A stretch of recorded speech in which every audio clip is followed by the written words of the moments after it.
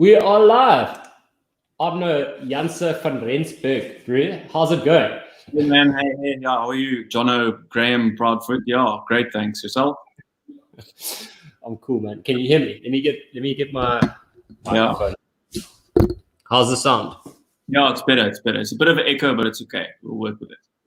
All right. Maybe if I bring this closer, it'll be less. No, I'm kidding, bro. It's no echo. Oh, okay.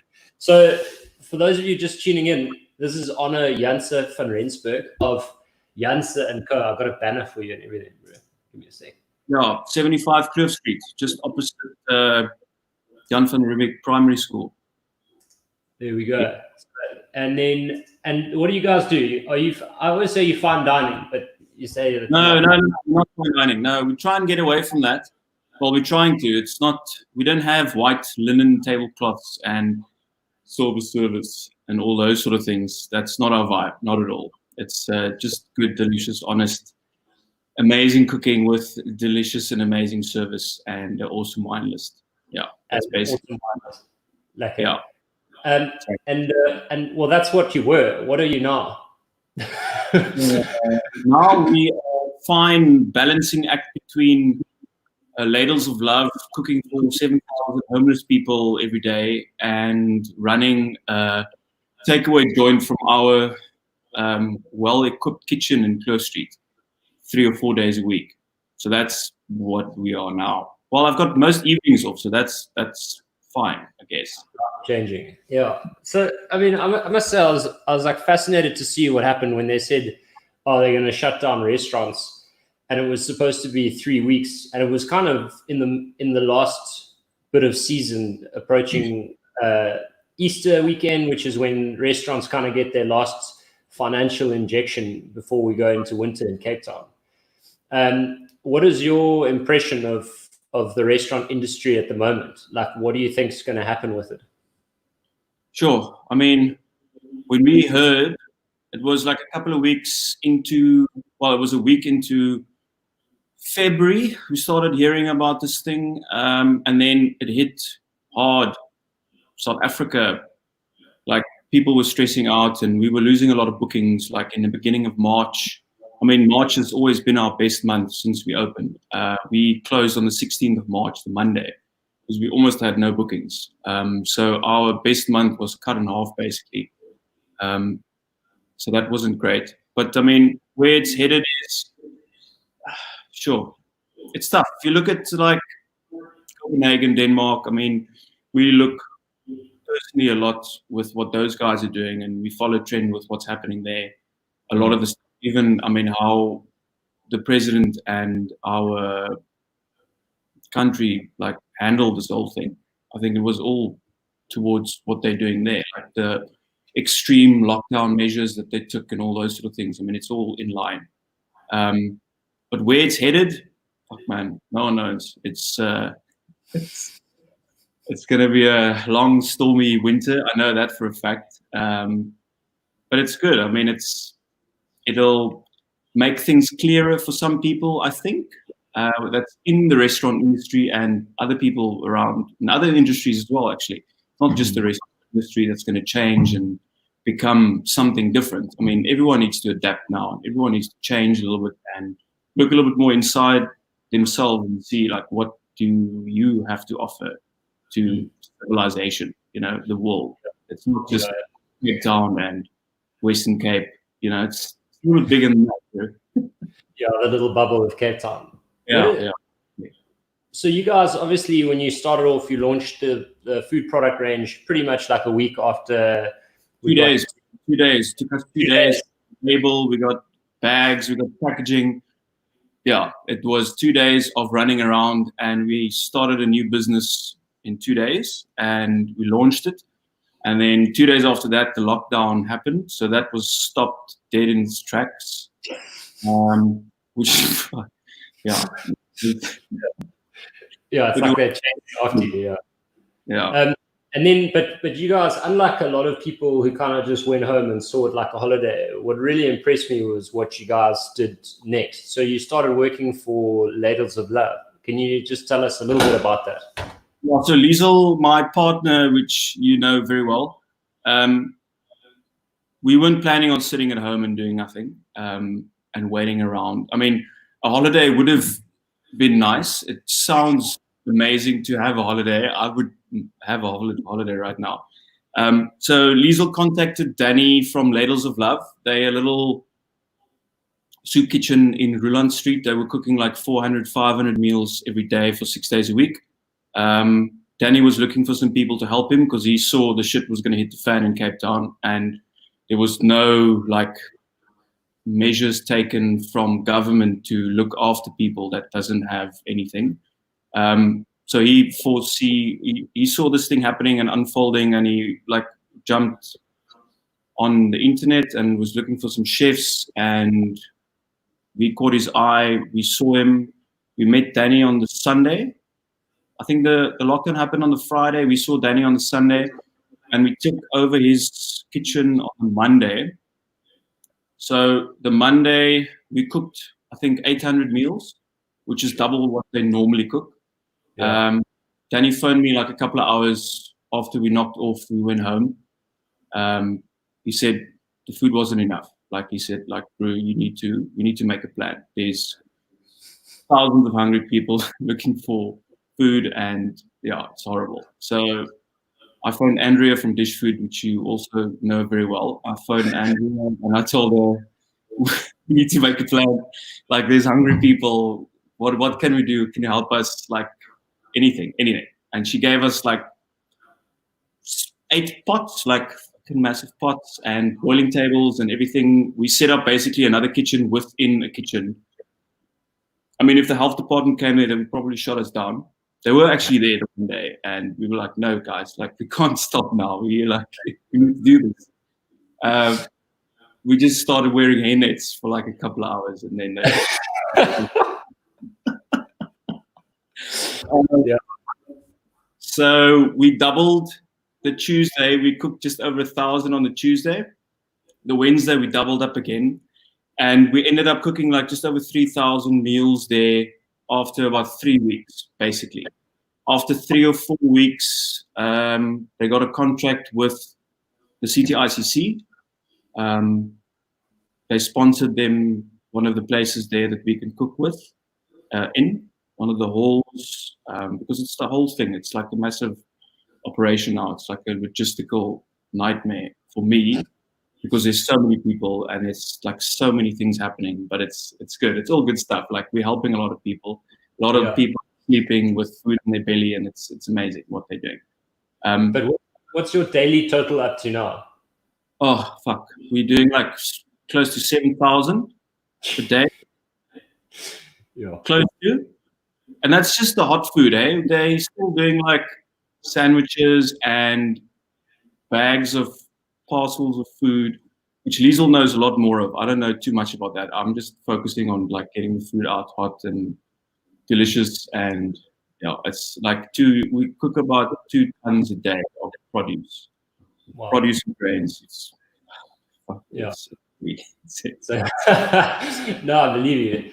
So just, I know it hasn't been mentioned, but for those watching, Arno and Liesel and all the chefs who are working on this project are all working for free, basically, in their spare time, which is really, an honorable thing to do. So, like, well done, Arno. That's amazing. You made very good time, a very good use of your time. But business must go on, and you've launched a few new projects now that the laws have loosened up a little. Can you tell us about those? Yeah, so we've always wanted to have like you've tasted the sauces that we make, the pickles, the preserves, the chili sauces, the ferments, all of those things. I mean, that stuff, I will make a great grandmother one day. Just say that. I mean, everyone that knows me would definitely acknowledge that. I make a killer preserve and pickle. Oma. So that's something that we've always wanted to do, and we were kind of forced into it now. But I mean, it's something that we can do, and we're very, very good at it. So there's no point beating around the bush. We just do it. So we put it together a couple of weeks before the lockdown, like 2 weeks or like a couple of days before the lockdown happened. Like I said, we got the new company going, or the new business going within Janse&CO brand, the umbrella. And so that's what we're doing now with the artisanal food bags. So if you go on our website, janse&CO.com, there's a little thing on top where you can click, and then you'll see Janse at home. So that's our at home range. So you'll have like your jars of pickles, preserves, charcuterie. We also do a bit of chocolate from Africa. Antonino makes amazing chocolate in Cape Town. Yeah, and it'll change regularly. I mean, it's stuff that comes into season. It's very much our ethos of what we do. It's seasonal, it's fresh, it's amazing, it's delicious. And healthy. And healthy, yes. Well, and health is obviously a debatable thing in most cases, but I believe that real foods are the healthiest, and I know that that's what you guys use. We're from the same pedigree briefly, in that one restaurant at one time. So what I did want to say, a lifetime ago, geez. So what I did want to show everyone is what you guys delivered me yesterday, and I'll share. I'm just going to open up my other camera here so that they can see, and then you can walk us through it. So this is, you haven't mentioned this, eh? This is, yes. Oh yeah. Oh, there's two things I actually haven't mentioned. So that you're holding right now, let's start there. So that's the what are you going to call it? Like a seasonal vegetable box. is it? What does it say on the thing? Yeah, that's maybe a start. Produce box, bro. It's a fresh produce box. Yes. Yeah. Yeah. That's exactly what it is. It is a fresh produce box. I mean, at the moment, it's got a lot of leafy things in because, I mean, everyone needs to stay healthy right now. Like, you will get your fix of nutrients if you just eat all of those things. Well, let's take it through it. So we've got some kale over here. Yeah. This is Cavallo Nero, hey? Or is this kale? Yeah, correct. Yeah, that is Cavallo Nero. Okay.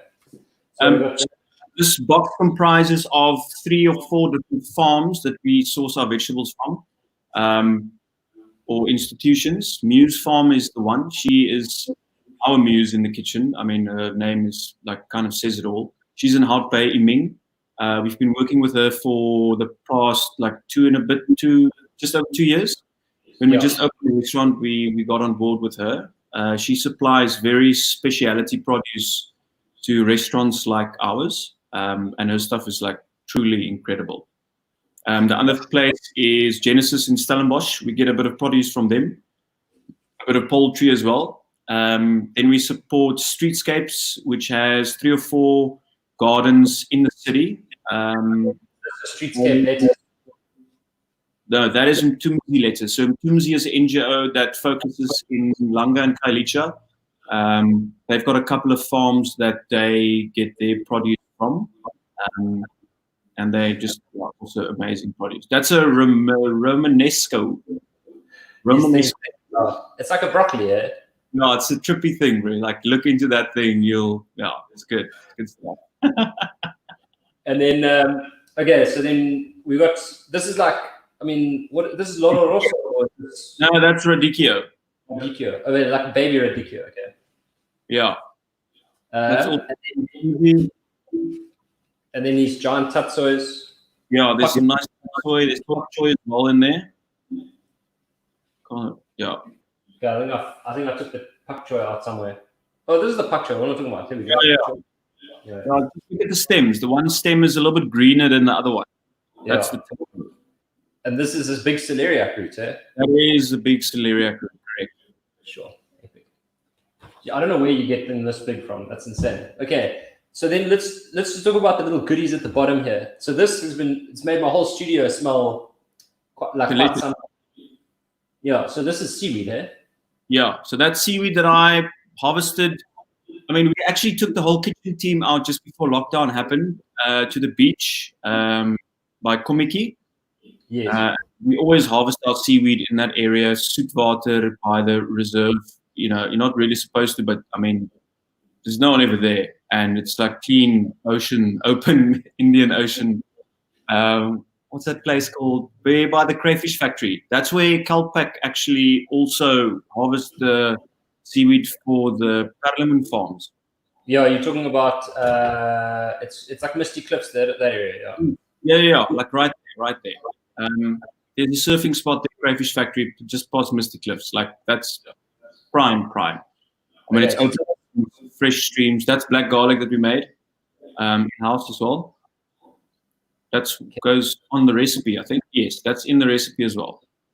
Cool. Okay, and then look, I was fascinated the other day because we did this as you guys were shutting down.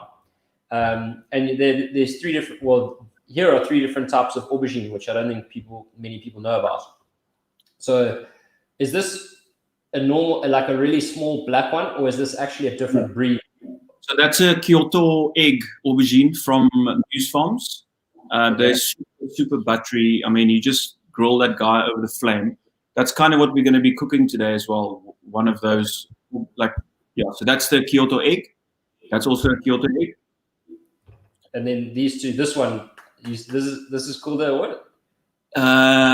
Bride. That is called the bride. Bride. Okay, so bride aubergine, you actually mean the species, not that it's been cooked on a braai. Yes, correct. Yeah, bride like a groom and a bride. Yes. And then what's this guy? That's a fairy tale aubergine. Okay. Cool. There should be a Hansel in there, but I can't see it. It's like a dark purple, long, thin one. No, that's also the other one. No, that's it. Oh, yeah, I know. You gave me some of those the other day. No, that's it. And then these are artichokes, Jerusalem artichokes, sunchokes. We can cook today as well if you want. I mean, how much cooking do you want to do? How are you feeling? Well, we can cook. I just don't want people to get bored, and I'm gonna have to go look after my kids at some point. But we can just keep going. So let's go. Let me change the camera angle, and then we'll get going. So this should get the kitchen. Yeah, the kitchen's in. Kitchen's in. There we go. And then maybe what I can do is actually switch this around so that we can get the cutting board first. Sorry guys, I'm just getting up to date here. You can see I'm wearing slippers. How's that? There we go. That's a good shot. And then let me turn this back. There we go. You can see this mountain of vegetables we got here. All right, we'll stick on really see my face, but anyway, there we go. Okay, cool, bro. Ready to rock and roll. Okay, so I've got. Oh, you've also in that box, by the way. So let me just, for those of you who didn't see that, here's the box. Here's the box. This is like everything that comes in the box. You can screenshot that from Janse at home. And let me just grab that romesco sauce.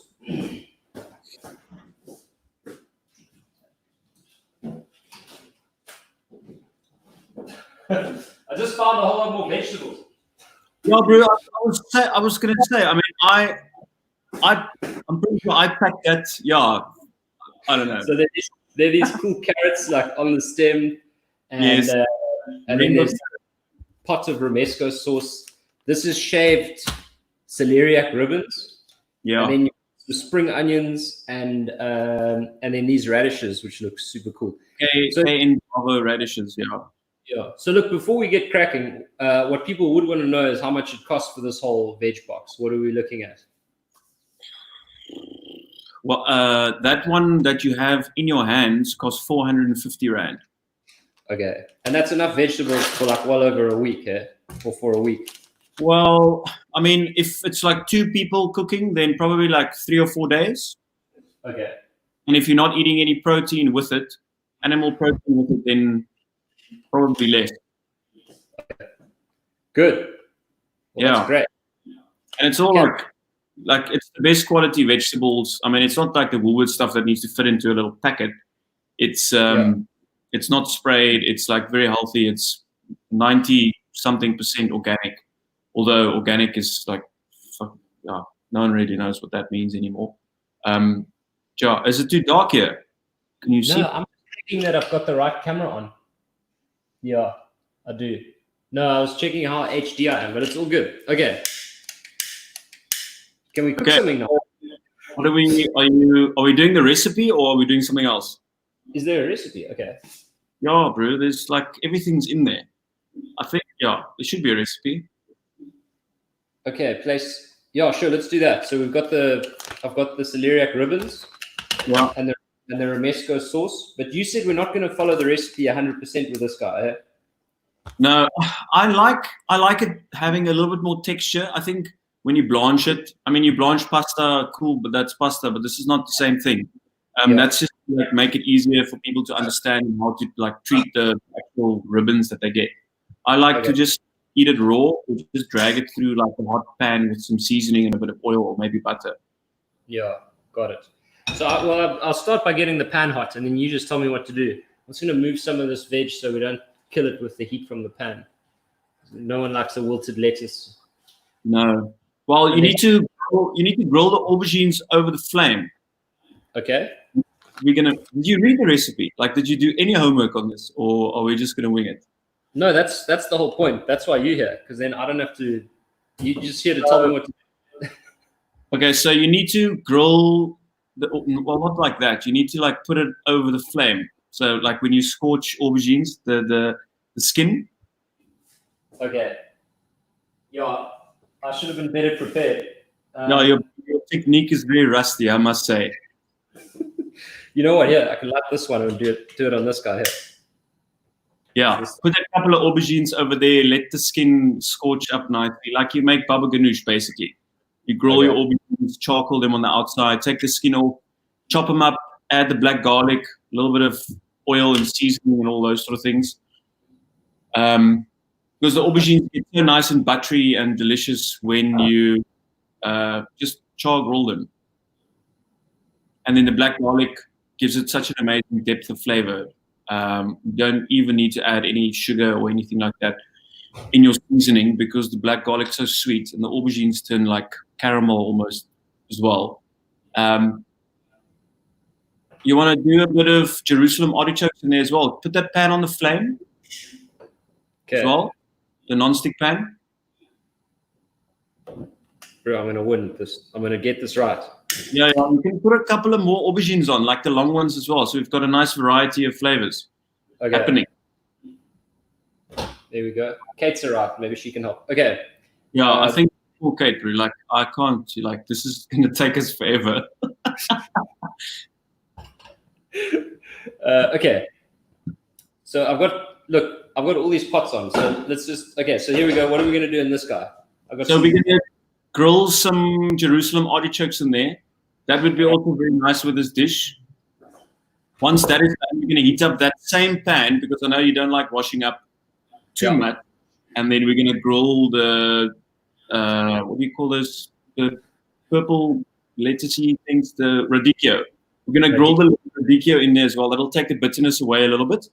We'll also just slice it up or keep it whole, whatever, and then just arrange a nice, beautiful salad.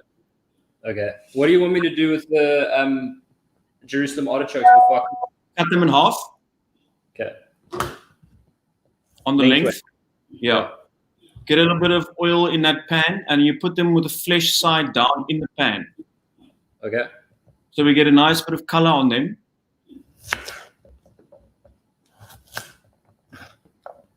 That's enough, dude. Okay. This feels like I feel like I'm back at Dish being shouted at by you. It's like amazing. It's just transported me back like 10 years. Okay. Let's go. What is that? Butter or fat? No, this is unfortunately it's coconut oil. Yeah, that's fine. You can do like a whole vegan thing. Like that's how we normally do the sunchokes as well. Okay. We add a bit of ginger and a bit of garlic in the pan as well. A bit of thyme, but that's fine. We don't need to do that. Everything else has got a lot of flavor. I brought ginger and garlic, so we can add it in. Yeah, just like crush one clove with skin on, put it in the pan. Is that pan on? It's not sizzling, bro. No, it's sizzling, I promise. Okay. I can hear it. Yeah. I promise it's hot. Okay, Cool. Okay, my artichoke. You know why I'm scared of putting my? I need to get a fork here. This is the. Last time I did this, I melted my tongs. So I don't want to melt those little precious little tongs. Okay. That is an awful fork you have there. What's wrong with your hands, bro? Like, have you lost touch there? But yeah, I've got no game with my hands. I used to have leather skin, but now I got the office hands. Yeah, I see. You want to take them a little bit further than normal, so they're soft. So we just take the skin off, basically, you know. Okay. Yeah. What else? And then you can take what's the other stuff? Yeah. Take a bit of black garlic as well. We can start chopping that. Because as soon as the aubergines come off, we chop it up. We mix it with the black garlic, bit of oil. Okay, and then I'm just going to throw these chunks of ginger in so they don't burn, and we can take them out. Yeah. Okay. This is by far the most like edgy thing that I've made in a cook-along, I must tell you. So for those of you watching, when you get your veg basket, this is the heat. This is what you got to do. Okay, so just to give you an idea, this is it. You can see there's artichoke, chunks of ginger, and then just like, where's the big clove of garlic? The whole clove just sitting there like that, just giving the oil some flavor. Black garlic and a mixing bowl. Yeah, you don't want to shake that pan too much. We want nice caramelization. There's a lot of sugar in Jerusalem artichokes, and we want to caramelize a little bit of that. Just before we take them off, we'll turn them around and we will deglaze the pan with a bit of vinegar. Because they're so sweet, they're gonna like really soak up that delicious vinegar, and then salt and pepper, obviously, as well. Right. Black garlic. We're gonna use about two cloves, maybe 3 cloves. Yeah. Yeah. Now you made this black garlic, eh? Yes. Yes. It's for those of you who have never had it before. It's like it smells like licorice. It's like licorice black garlic. Yeah. No, you shouldn't say licorice, because a lot of people don't like licorice, because then they're not gonna like it. It's a lot more than that. I would say like caramel, molassesy, like vanilla, allspice. What's that tonka bean sort of thing? You know, let's be a little bit more imaginative with what we're doing here. I don't like it. I'm just saying. Okay, got it. So how many cloves? I've got like 6 here. Is that right? Yeah, I mean, taste it and see. It's quite strong. It's not as strong as garlic, obviously. It doesn't taste like garlic at all, to be honest. So if you don't like garlic, maybe you should try this. This is not garlic, but it's garlic. Oh, so good. Yeah, sweet, eh? Oh, it's so good. So just take like 2 cloves, chop it up. How the aubergines doing? Are they soft? Yeah, I would say they're soft. Okay, then we're just going to take the skin off, chop them up, just a rough chop, and then mix in the chopped black garlic in there with a bit of oil. And then a bit of seasoning, salt, pepper, a bit of oil, maybe a bit of vinegar as well. Or you can keep skins on. I sometimes keep some of the skins on because we like that nice charcoal sort of flavor. It just adds the dimension to the cooking. We use an open fire in the kitchen at Janse&CO. A wood fire, which is very important for us Afrikaans cooking. I mean, it's not really Afrikaans thing, it's like global, I think. But, you can't get that flavor from a Weber with, what's it called? Chocolate. No, bro, you can't. It's not the same. Okay. No. So this is just the lightest little bit of color here. No, that's almost no color. I can't even see any color. All right. There is color there, promise. Maybe I'll put it on a hotter. Do you want it hotter? Yes, a little bit hotter, but don't burn it now.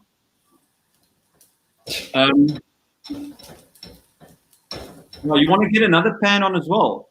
So we can maybe heat that pan up for the radicchio and for the actual celeriac ribbons. Okay. Well, this pan is going to be hot very soon. Yeah, that's good. And then we need to heat up the romesco sauce also. Can I heat the romesco in a pot after I've cooked something else? Like right at the end? You don't want to dirty another pot. Well, it needs to go slow because it's quite a like thick sauce. It's going to stick. Or if you've got a little non-stick pot. no, all the pots I've got in here are like massive. So I've got another frying pan. Let's use this for the radicchio, and then I'll use this for the sauce just now. Okay. Yeah. Okay. So here's the garlic, and I'm going to mix this in. Into the aubergine, yes. You know what also would be very, very nice for this is a little bit of that Romanesco broccoli, like just a few florets that we can add to the pan for the with the sunchokes. Just when you take them off the heat, just so they like get a little bit of heat, so they get still very crunchy, but they just release a little bit of sweetness from the brassica. Okay. So how do you want me to do this? So this guy, you want me to break off a few florets? Yeah, just a couple of florets, and just give it like a rough, like not chop, but just like slice it in the length, like a few times. Okay. So they release those little trees that you see there. Yeah, it's much better. It's amazing. Okay. Yeah, that's perfect. That's enough. Okay. Cool. And you want me to cut them like this? Yeah, that's it. That's perfect. Oh, Bruce, looks like it's coming back to you, eh? I still got it. Okay. There's a bit of spring onion would be nice as well, but that's all the way at the end. So where am I putting this Romanesco? So we'll put that in the pan with the sunchokes once we have enough color and they're soft. They have to be soft. They can't be hard because no one likes a crunchy sunchoke. I mean, it's not nice to eat. They need to be like, they've got the same texture as like a sweet potato when it's cooked. Yeah. Okay, well, there's some good color coming on now. All right. Maybe a little bit more oil wouldn't hurt. Okay. Coconut oil is good for you, eh? Isn't it? What? Coconut oil is temperature. No, it's good for you. Is it not? Yeah, I mean, it's not bad for you, but it's also not as it's not like one of those the more the better. It's just like it's not going to hurt you. It's not butter, eh?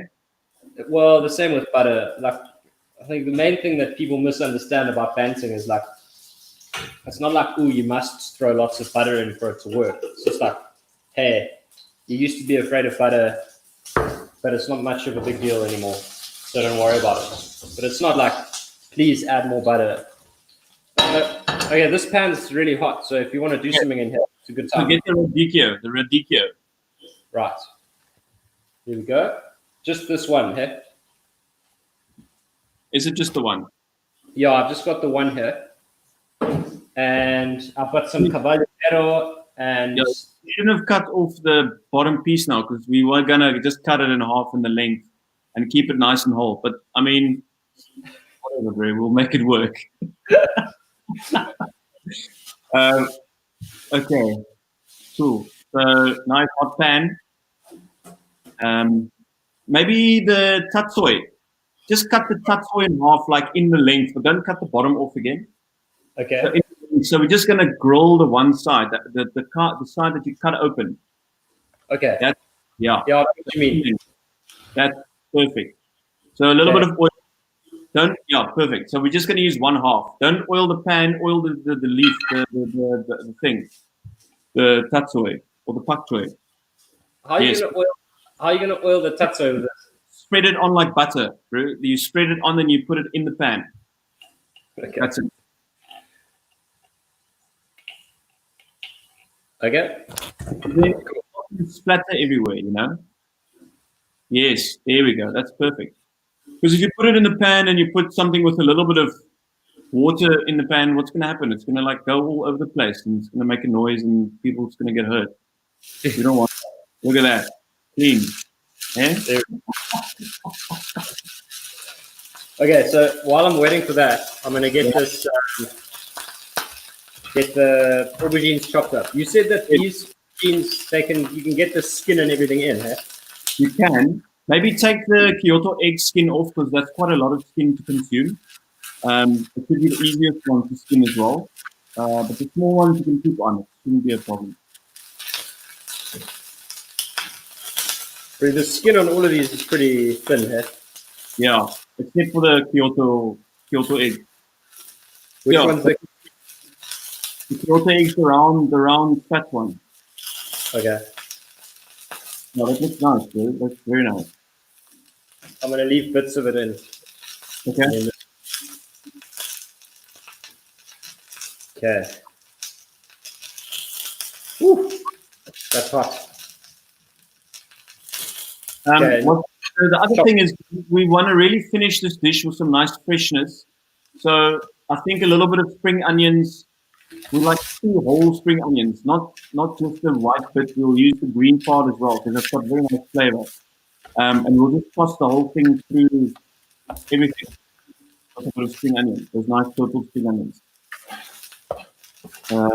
You know what also would be very, very nice is some of those Cayenne Bravo radishes, those purple-looking radish things, very thinly sliced. Have you got a mandolin? Not at hand, unfortunately. Okay, so this is charred, bro. This is done. Okay, just like a few more seconds, bro. Like count to 10 and then we'll take it off. You want to flip it or leave it face down? Switch the pan off, actually. Okay. Like that, yeah. You want me to throw like a splash of water in there to steam it, or you want it to stay crunchy and charred? Yeah, you can put a bit of water in. I mean, yeah, sure. Let's see the food room smoke up a little bit. Yeah, there we go. Nice. That's perfect. Amazing.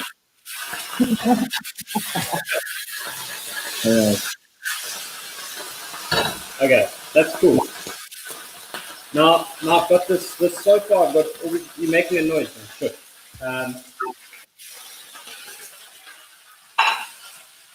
Okay, so I've got at the moment there's chopped aubergine in here, and then the black garlic. What else is going in here? So now we just want to put a little bit of oil, salt, pepper, and a little bit of sugar in there. That's it. Oil, salt, pepper, and some chili. Yeah, you can add chili, vinegar. Oh, vinegar in here. Yeah. Well, vinegar in the aubergine and vinegar to deglaze the pan as well. Have you got some nice vinegar? Not like balsamic and funny things like that. Just like delicious vinegar. All my good vinegar is actually in. Oh no, I've got kombucha vinegar. Can I use some of that? That is perfect. That is perfect. Yeah. Okay. There we go. So just a splash, hey? Just a splash. Oh, there we go. Yeah. Well, how strong is it? Strong. Yeah, bro. It's like nice though. It's really good. Okay. Maybe a bit more. Just a touch. Perfect. They're soft. They need to be soft first, otherwise it's going to burn. Feel them? No. They're not very soft. Okay. No, they are. Like, they've got bite, but they're not like... Yeah, okay, they're good. Turn them over. Add also just a splash of water to that pan. And then once the water is dissolved, you add just a dash of vinegar. And then salt and pepper to taste. And then we can add the romesco, the brassica, to that pan as well. And just switch the pan off and then just stir everything through slowly. Yeah, so I'm just going to pull this oil out because this oil's going to cause problems. Okay. Yeah. Okay.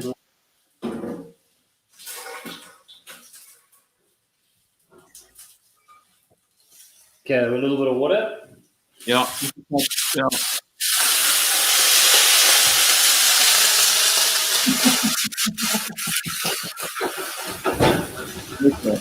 Bit of vinegar. That's good. Eh? That's a lot of water. That's a lot of water. It's going to be dry in a second. Okay.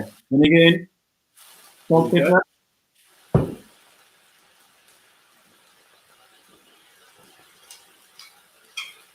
And now you can add the brassica, hey? The romesco also.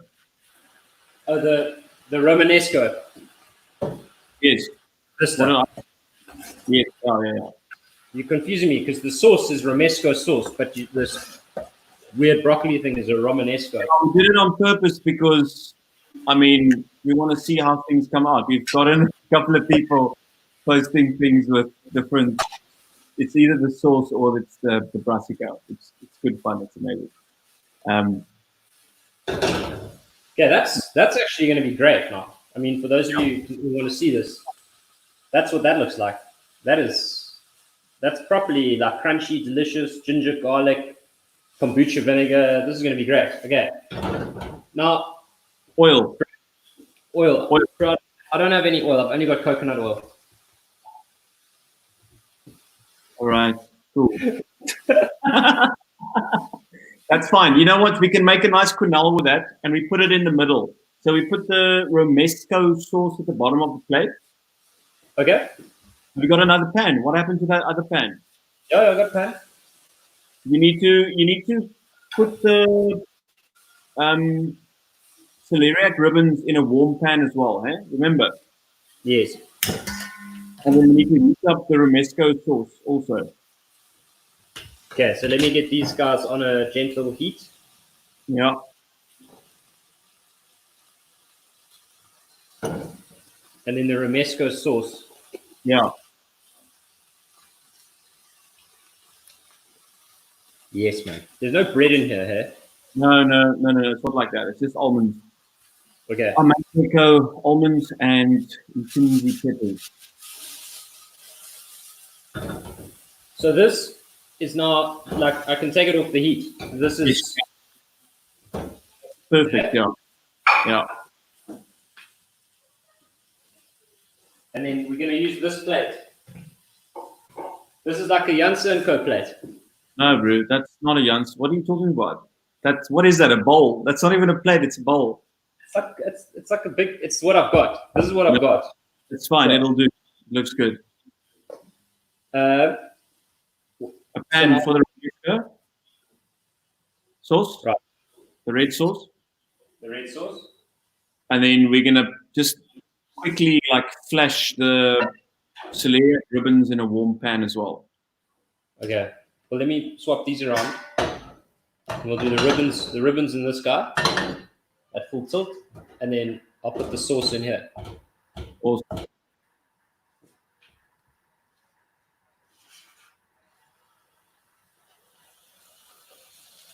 Don't burn it now because it's perfect. You just need to put it up. Okay. There we go. Celeriac ribbons just very quickly in the hot pan as well. Is that thick pan hot? If it's hot, just switch it off and put the celeriac ribbons in there. You just want a little bit of heat, just to wilt them, just wilt. Okay. Cool. Yeah, it's bubbling a tiny bit, so I can turn it off. Yeah, turn it off and put the ribbons in there. Yeah. So you're gonna open it up a bit, eh? I took very long to roll them up like that, eh? I wasn't expecting that. How did you do this? What did you on a Chinese slicer or something? Yeah. I don't like it. It's a Chinese slicer. That's exactly what it is. Do you have shame and regret? Yeah. So that's that. So we just want to heat it up. A little bit of seasoning in there, maybe a bit of kombucha vinegar also, just to wilt it, and then we can plate. It's quite well. This is obviously for two. I mean, you're cooking for 2 people, yeah. Yes. This is insane, really. This is nuts. Can't believe how much it is. Okay. Yeah, deceiving, huh? So you're actually saying you don't want it that, because it's hardly wilted at all, hey? The pan is just gentle. Yeah, but that's fine. What are you doing with the sauce? No, I'm taking it off. Okay. So just cut the pan a couple of times. Season the celeriac ribbons. It needs to be crunchy. It needs to be textured. If you put it in water, it's going to be the same. It's just going to lose a little bit of flavor. But we put that on the recipe so people can kind of understand what it's supposed to kind of do. Yeah. But this is obviously much better because now you can see firsthand what it is, what's happening to it. So you'll see it will slowly start kind of wilting a little bit. When that happens, it's perfect. But the pan's off now. Eh? There's a bit of steam coming, as you can see. No, the steam's coming off the sauce. Okay. Anyway, so sauce on the bottom of the. Yes, sauce at the bottom.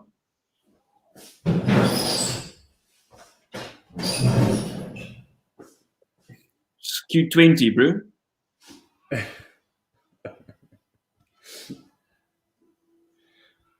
Nice pool of sauce, yeah. Okay, and then. Yeah, it's very nice. It's a good consistency. That is great. I can see you appreciating that. Yeah. Jeez, it smells good. Oh my goodness. How's your quenelling skills, bro? I can quenelle. That aubergine black garlic paste we can quenelle, and in the middle. Okay, well I need to mix it around first. Let's check the seasoning because I didn't see you put any salt and pepper in there. No, quite right. I mean, if you don't have vinegar, I mean, a bit of lemon zest would also be very nice. Some fresh chopped herbs or something would also be very nice in there. That's why we pack a veg box and only give one recipe. I mean, we don't want to tell people too much. Like imagination. I mean, you can cook all of those vegetables in that box and put it on a plate together with the right seasoning. Everything would go together very, very nicely. You put that quenelle in the middle. I want sharp edges, eh? Yeah, that's good. I still got it. Yeah. Okay. So now you get the sunchoke. Yes. Yeah, that's nice. That's very nice. Where's my quenelle spoon? Okay. So now we want to put this on the plate as well. Yeah. So you don't want to break the quenelle. You want to kind of build it around the quenelle. Okay. You know what I mean? Yeah. So what you're doing is you're hiding the quenelle basically. So what we're going to do is we're going to cover the whole dish with the celeriac ribbons. Yes. So it just looks like a dish of white. It's crazy. Okay. Yeah. Don't be shy. I mean, you can put quite a bit on there. Yeah. Spread out a little bit more. Yeah. Good. The next thing, we're going to just slice up that pak choy a little bit. Is that enough for you? No, you can put more. You can put more. Remember, we're going to cover that whole thing with celeriac ribbons. Okay. Good. Very nice. One little piece of. Just want to bite. I want to eat the artichoke, not the ginger. Yeah. Well, that's very good for you. That you'll be happy. You'll be healthy. Cool. Okay. What's next? Pak choy. Just give it a couple of slices and you put it over. Like lengthways or just across? Yeah, like that, and then just like across as well, like once or twice, because you want to get a bit of chard, a bit of stem, and a bit of leaf with every bite, as much as you can. Okay, so I've got little strips first. Yeah, perfect. And just fold it over the whole dish.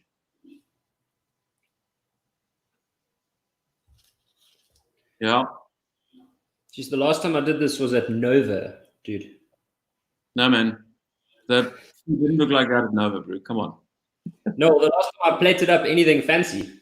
The leaves in a little bit so it doesn't like go over the orange line. Okay. Yeah. And then the ribbons go on top. Over the top. Do you want to drape them over completely? Cover everything with is that seasoned? Did you put a bit of seasoning in there? Yeah. Okay.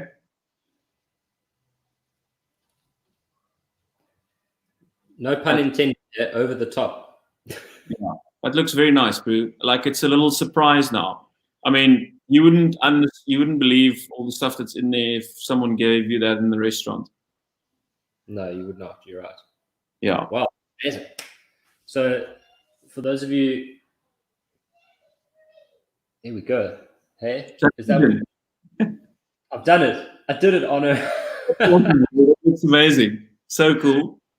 You know those lemons behind you? Just like zest a couple of the lemons, like one lemon zest and juice over the top. Then we're good to go. Okay. Now we're going to pray that there's a zester. Ah, there's a zester. Okay. Cool.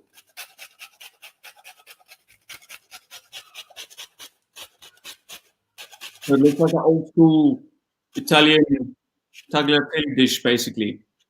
But it's not. It's something unique to Cape Town. Absolutely. So then, so we didn't get a chance to use the. Let's try to find the place where I can see them on both. There we go. Yeah, squeeze a lemon. Use the what?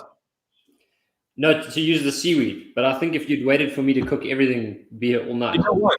You know what? Have you still got the spice grinder? Because the seaweed will be delicious just over the top of that. You have the seaweed if it's ground up already. Just do a little bit of sprinkling over the top of the seaweed. Do you know what I do have, bro? I'm going to give a shout out to Abelobi. I've got this powder. Have you got their powder? Amazing. Yes. Abelobi sea lettuce salt.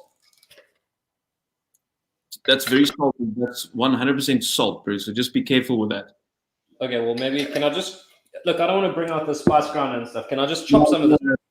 That's fine. You don't have to. That used to be crispy. What happened to it? Was it in the fridge? No, this is how it came. That's fine. You can keep that for seafood pasta one night. You can infuse your cream in there, or you can grind it up and use it as a spice over the top, whatever. There's multiple uses for them. And we've included 3 different types of seaweed: the bull kelp, the bladder kelp, and the codium, all found in Komiki in that area, Misty Cliffs, and they're all very, very delicious. This is cool. Bru, thank you so much. This is great.